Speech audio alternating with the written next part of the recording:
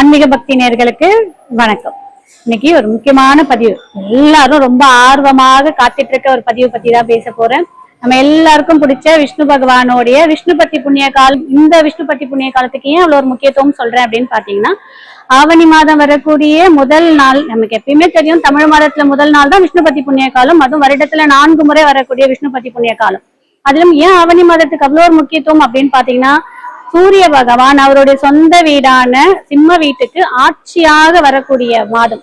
அப்போ யாருக்கெல்லாம் அதிகாரம், ப்ரமோஷன், அரசாங்கம் சார்ந்த விஷயத்துல தடை இருக்கு, தாமதம் இருக்கு, அரசாங்கம் எக்ஸாம்ஸ் எழுதல எங்களுக்கு ஏதாவது இடையூறு இருக்குன்றவங்க எல்லாம் கண்டிப்பாக இந்த விஷ்ணுபத்தி புண்ணிய காலம் அன்று நீங்க போய் விஷ்ணு பகவானை வணங்கும் போது கண்டிப்பாக உங்களுக்கு ஒரு நல்ல மாற்றம் கண்டிப்பா விஷ்ணு பகவான் கொடுப்பார். நம்ம எல்லாருக்குமே தெரியும் விஷ்ணுபத்தி புண்ணிய காலம்னா என்ன அப்படின்னுட்டு. விஷ்ணுபத்தி புண்ணிய காலம் தெரியாதவங்க, இது வரைக்கும் பார்க்காதவங்க, இது வரைக்கும் வழிபாடு பண்ணாதவங்களுக்காக ஒரு சின்ன விஷயம் சொல்லிடுறேன். விஷ்ணுபத்தி புண்ணிய காலம்ன்றது என்ன அப்படின்னு பாத்தீங்கன்னா, வருடத்துல 4 முறை வரும். எப்ப வரும்னு பாத்தீங்கன்னா, மாசி மாதம், வைகாசி மாதம், ஆவணி மாதம் அண்ட் கார்த்திகை மாதம் வரக்கூடியதான் விஷ்ணுபத்தி புண்ணிய காலம்.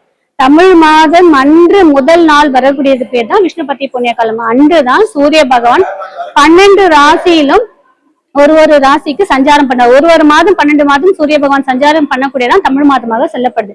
அதுல இந்த மாசி மாதம், வைகாசி மாதம், ஆவணி மாதம், கார்த்திகை மாதம் வரக்கூடிய நாள் நமக்கு விஷ்ணுபத்தி புண்ணிய காலமாக சொல்லப்படுது.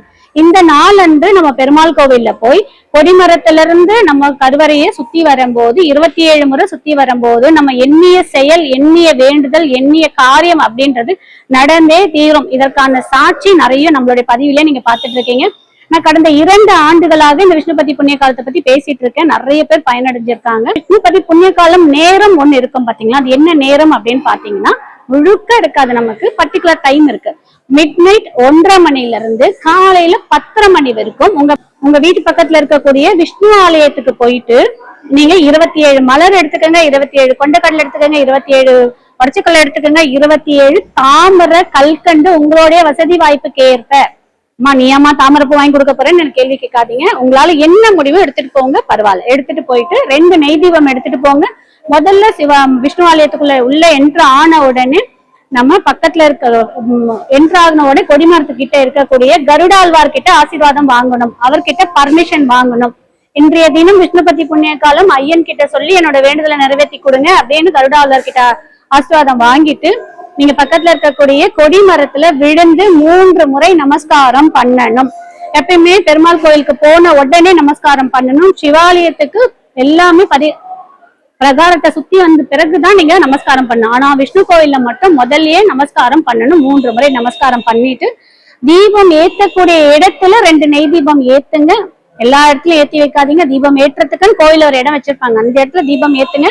அதற்கப்புறம் நீங்க கொண்டு போயிருக்க 27 மலரை எடுத்துக்கிட்டு ஒரு மலரா நீங்க கொடிமரத்துல வச்சுட்டு உங்களுடைய வேண்டுதலையும் சங்கல்பத்தையும் கொடிமரத்துக்கிட்ட வச்சுட்டு நீங்க சுத்த ஆரம்பிங்க. சுத்த ஆரம்பிக்கும் போது, சுத்தி வரும்போது பக்கத்துல நமக்கு தாயார் இருப்பாங்க, அப்புறம் ஆண்டாள் இருப்பாங்க, ஆஞ்சநேயர் இருப்பாங்க, ஸ்ரீராமர் இருப்பாங்க. எல்லாரையும் சேர்த்துதான் வலம் வரணும். நீங்க வெறும் கொடிமரத்தோட கருவறை மட்டும் வலம் வரக்கூடாது. நிறைய பேர் பண்ற தப்பா அதுதான். குடும்ப உறுப்பினர், நண்பர்கள், தெரிஞ்சவர்களோட நீங்க சுத்தி வரீங்க அப்படின்னும் போது உங்களுடைய சங்கல்பம் முழுவதும் உங்களுடைய வேண்டுதல தான் இருக்கணும். அப்படி இல்லை அப்படின்னா விஷ்ணு சஹஸ்ரநாமம் தெரிஞ்சா சொல்லுங்க, இல்ல கோவிந்தாவோட நாமாவளி தெரிஞ்சா சொல்லுங்க. அப்படி இல்லை அப்படின்னா ஓம் நமோ நாராயணா, ஓம் நமோ நாராயணா அப்படின்னு சொல்லிட்டு சுத்தி வாங்க. அதை தவிர்த்து மத்த எந்த கதையும் பேசாதீர்கள். அதற்கப்புறம் நீங்க சுத்தி வந்து முடிச்சிட்டு ஒரு முறையும் கொடிமரத்தை சுத்தி வரும்போதும் ஒரு பூ வைக்கணும். வச்சுட்டு கடைசியா நீங்க போய் பெருமாளை பார்த்து அதே வேண்டுதலை சொல்லிட்டு வாங்க.